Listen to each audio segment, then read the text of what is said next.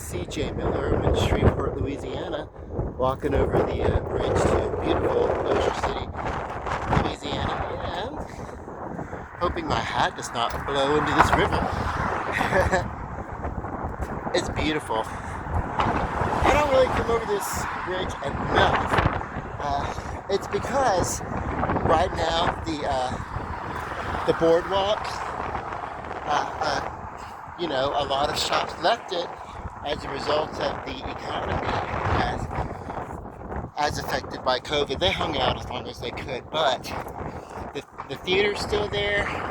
There's still a couple of stores here, but the ones that I liked, mainly the cologne store, the perfumes and stuff, they're not there anymore. But they're expecting new businesses.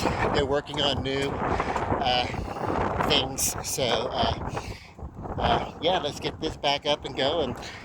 What's good for the Bossier economy is good for the Shreveport economy. We're all one great big community here in Northwest Louisiana. And that water is beautiful. Okay, love and light. Ciao, Bella.